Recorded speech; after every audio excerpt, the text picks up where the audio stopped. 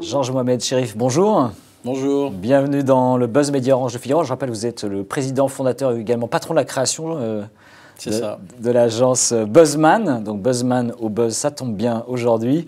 Vous êtes notamment une agence indépendante interactive qui a signé des sagas publicitaires, des campagnes virales, comme on dit, je rappelle notamment pour Axe, Orange ou encore la saga Tipex. Et justement la saga Tipex, vous avez attaqué la deuxième saga de l'ours avec le chasseur. La première saga avait totalisé, je rappelle, plus de 50 millions de vues sur YouTube. Ouais. Est-ce que vous prenez le pari de faire mieux cette fois-ci encore ? Bah mieux, ça dépend. Si on se place du côté quantitatif, je pense pas, parce que 50 millions, c'est hors norme. Ouais, c'est hors norme de faire ça avec une campagne avec aussi peu de médias et de moyens.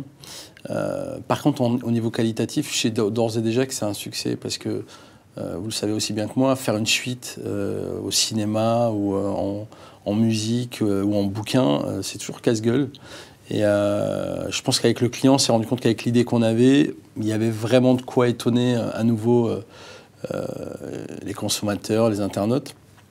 Et notre but à nous, c'est toujours de divertir les gens. Et là, on a fait, les chiffres, c'est quasiment 1 million en un jour. Et là, la campagne est sortie il y a quasiment 10 jours maintenant, et on est à 6,5 millions.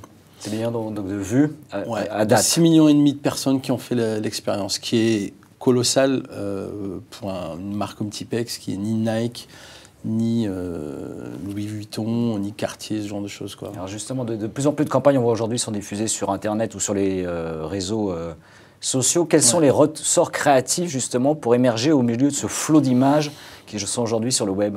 L'exemple de Tipex montre bien ce qui marche bien, et les campagnes dont on regarde aussi les succès le démontrent. Il y a d'abord, la surprise.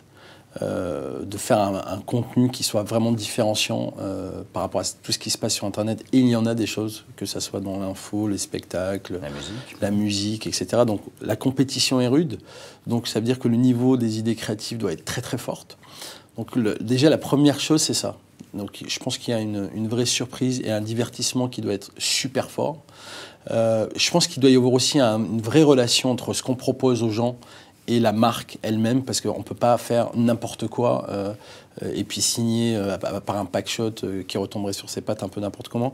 Donc par exemple, quand on fait Tipex, il y a une vraie interaction entre le fait qu'on écrit autre chose avec le produit dans la vidéo. On puisse jouer en interaction permanente. Exactement. Et c'est vrai que le truc, après, il n'y a pas de recette. Le fait même de se dire qu'il y a une recette, c'est que ça ne marche pas, puisque justement sur Internet, c'est toujours la nouveauté qui a du succès. Donc il n'y a pas vraiment de recette, à part une sorte de course à la création et au divertissement. Et est-ce qu'au-delà de l'idée originale et exclusive et innovante, il faut également des ressorts techniques, je pense au référencement, aux moyens d'achat d'espace, justement pour que cette campagne soit davantage mise en avant et poussée sur Internet ? Alors, c'est sûr que par rapport à il y a 2 ou 3 ans, l'investissement média doit être minimum. C'est-à-dire qu'il y a 2 ou 3 ans, comme les campagnes il n'y en avait pas beaucoup en fait en quantité, la campagne était un peu moins forte. Aujourd'hui, c'est vrai que de devoir mettre un minimum de médias, c'est important, pour juste faire une sorte de rampe de lancement, on va dire, les premiers jours.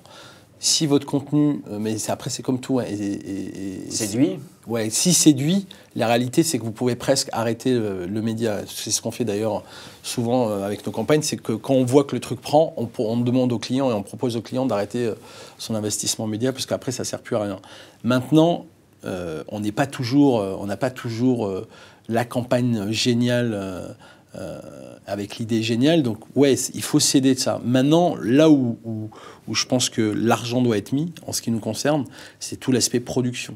C'est-à-dire qu'on pense bien souvent à tort, encore aujourd'hui malheureusement, qu'une petite vidéo faite entre amis va intéresser les gens à propos d'une marque. Non, je pense qu'il faut au contraire investir beaucoup d'argent dans la production, avoir des idées les plus folles et les plus justes possibles pour pouvoir vraiment faire le trou. Alors sur l'efficacité, Médiamétrie et Google ont annoncé un partenariat pour lancer une mesure d'audience bimédia à la fois télévision et Internet. Est-ce que c'est plutôt une réelle innovation justement pour mesurer les performances des campagnes, notamment sur le web ? Moi, je pense que tout ce qui permet de mieux cibler et de rendre les choses plus spécifiques est mieux. Après, je pense que il ne faudrait pas qu'Internet devienne le mauvais pendant et la suite logique de la télé. Je pense que Internet est un espace de liberté magnifique. Et je pense qu'il faut aussi laisser une sorte d'intuition et un peu de de sensibilité comme ça, de savoir comment les choses marchent sur Internet. Évidemment, ça sert les annonceurs, ça les rassure, ça va aider forcément aussi les agences médias. Moi, je ne suis pas très pour regarder les gens tels des chiens pavloviens. Devant l'écran. Ouais, j'ai toujours eu un problème avec ça. Je préfère le côté intuitif. Quand vous faites un tube musical, voilà, il y a la magie de certaines notes et de certaines paroles qui font que d'un coup, vous faites des millions de gens. Voilà, c'est pas parce que vous allez les étudier que vous allez pouvoir. C'est ça qui est magnifique d'ailleurs. C'est que le Graal, on ne sait pas comment l'atteindre. Alors, je rappelle, Buzzman a été créé en 2006, ouais. Il y a donc 6 ans. De nombreux groupes de communication ont courtisé votre agence. Est-ce que ça veut dire que vous êtes vendeur ?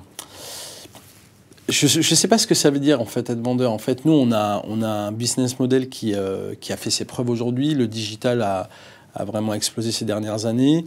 C'est évident que quand on a une agence qui fait des campagnes qui marchent bien et qui font du bruit, qui gagnent des clients, qui gagnent des gros clients, parce qu'on n'a vraiment que des grosses multinationales qui font appel à nous, c'est évident. Enfin, nous, on sait que si on était à la place des grands groupes publicitaires, on ferait la même chose, on s'intéresserait à Buzzman. Donc oui, je ne peux pas cacher, et d'ailleurs, ça a été plus ou moins dévoilé. Vous êtes approché, mais vous n'êtes pas vendeur pour l'instant. Non, on n'est pas vendeur. D'ailleurs, l'agence passe à sa version 3, puisqu'on va déménager le 1er juin dans un hôtel particulier dans le 9e à Paris. Et donc là, non, pas du tout. On est plutôt en mode développement, et j'espère pouvoir annoncer...